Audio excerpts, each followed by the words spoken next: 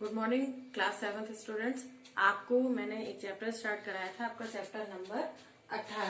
बेटा ये था जरूरत बनी मुसीबत, जिसमें मैं आपको बता दूं जिससे कि आपको याद आ जाए कि इसमें मैंने प्लास्टिक के उपयोग के बारे में बताया था कि प्लास्टिक का उपयोग इस प्रकार हो रहा है कि उसकी हमें आदत सी लग चुकी है। अब जब किसी चीज की लत लग जाती है और वो बच्चों 7th क्लास के आपका चैप्टर चल रहा था जो वो उसी को हम आगे पार्ट 2 में करते हैं। चैप्टर 18।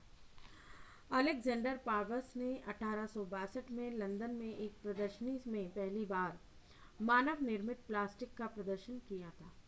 इस खोज के साथ ही प्लास्टिक पर इंसान की अंतरहीन निर्भरता के युग की शुरुआत हुई। आज तेल, मसालों, सब्जी, कपड़ों, किताबों, दवाइयों से लेकर अन्य तमाम ज़रूरी चीज़ों तक एक भी सामान ऐसा नहीं है जो प्लास्टिक की थैली में न आता हो। बाहर से देखने पर लगता है कि बिल्डिंग निर्माण कार्य में सिर्फ सीमेंट, ईंट, लोहा, स्टील, रेत, बजरी का प्रयोग होता है, लेकिन वास्तविकता यह है कि इमारत निर्माण क्षेत्र प्लास्टिक के प्रयोग में तीसरे नंबर पर है। प्लास्टिक के जोड़, पाइप, बिजली के तार, खिड़की के फ्रेम, दरवाजे, यहाँ तक कि घर की आंतरिक साज सज्जा में भी प्लास्टिक का इस्तेमाल खूब होने लगा है।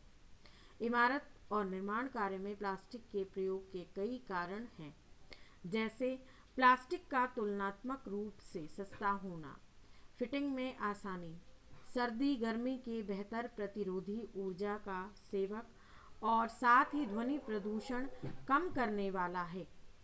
परिवहन के क्षेत्र में भी प्लास्टिक ने अपना परचम लहराया है। हवाई जहाज, रेलगाड़ी, बस, कार, दोपहिया, नाव आदि हर कहीं प्लास्टिक का प्रयोग आराम और सुविधा के लिए और किफ़ायती होने के कारण किया जाता है। थर्मोप्लास्टिक से बनी कारों को बनाने के लिए प्रयोग चल रहे हैं। बिजली और इलेक्ट्रॉनिक चीज़ों के लिए प्लास्टिक एक बुनियादी चीज़ है। बिजली के तारों से लेकर मोबाइल फ़ोन, डीवीडी प्लेयर के साथ साथ लगभग सभी आधुनिक उपकरणों के महत्वपूर्ण भाग प्लास्टिक से ही बनाए जाते हैं। प्लास्टिक का लोचदार और हल्का होना इसकी बहुत बड़ी खासियत है, जिस कारण यह बहुउपयोगी है। यहाँ तक कि खेती बाड़ी भी प्लास्टिक के प्रयोग से अछूते नहीं रहे हैं।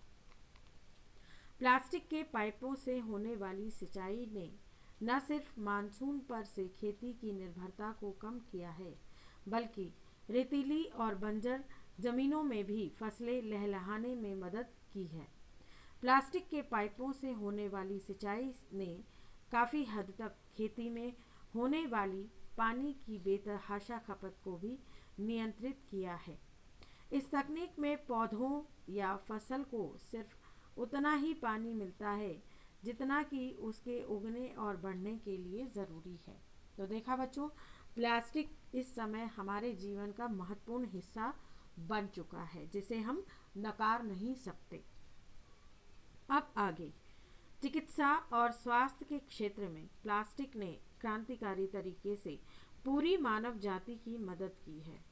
सिर्फ एक बार प्रयोग की जाने वाली इंजेक्शन की सुइयाँ, खून की थैलियाँ, ग्लूकोज की बोतलें, दवाई की शीशियाँ, दिल में लगने वाली वॉल्व, सुनने वाली मशीन से लेकर कृत्रिम अंगों तक बार बार प्लास्टिक एक जीवन रक्षक की तरह इंसानों के जीवन में आती है। विकलांग चिकित्सा संबंधी प्लास्टिक के उपकरण शरीर के भीतर आरोपित होकर इंसानों को कई तरह की विकलांगता का शिकार होने से बचाते हैं। यहाँ तक कि सिलिकॉन से बना नकली कार्निया किसी इंसान की प्राकृतिक दृष्टि को लौटा सकता है, जिसका कार्निया नष्ट हो चुका हो। चिकित्सा के क्षेत्र में सर्जरी ने दुर्घटना का शिकार हुए लोगों की अविश्वसनीय तरीके से मदद की। यह कहने में अतिशयोक्ति नहीं होगी कि प्लास्टिक सर्जरी बहुत सारे लोगों की ज़िंदगी में एक दूसरा भगवान बनकर आई है।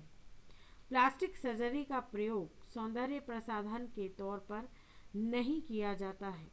हाँ, प्लास्टिक सर्जरी का उपयोग सौंदर्यवर्धक प्रसाधन के तौर पर किया ज़रूर जाता है। प्लास्टिक सर्जरी का प्रयोग शल्य चिकित्सा, जले हुए का इलाज करने और सूक्ष्म शल्य चिकित्सा में किया जाता है। चिकित्सा क्षेत्र में प्लास्टिक का सबसे नया और अविश्वसनीय योगदान है। प्लास्टिक खून का निर्माण। यह प्लास्टिक खून प्लास्टिक के अणुओं से बनता है, जिसमें लौह अणु है, जो कि लाल रक्त कोशिकाओं की तरह शरीर में ऑक्सीजन ले जाने का काम करेगा। वैज्ञानिकों का कहना है कि ये प्लास्टिक खून एक स्थान से दूसरे स्थान पर ले जाने के लिए हल्का है, ज़्यादा समय तक चलता है और उसे ठंडी जगह में रखने की ज़रूरत भी नहीं है।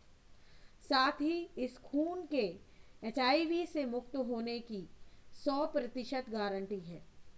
प्लास्टिक की इतनी व्यापकता को देखकर सहज ही उस पर इंसान की निर्भरता का अंदाज़ा लगाया जा सकता है। प्लास्टिक के इतने दैवीय रूप देखने के बाद प्लास्टिक एक जीव रक्षक मित्र की तरह सामने आती है, जो कि जब जहाँ जैसे भी इंसानी ज़रूरत के मुताबिक ढल जाती है।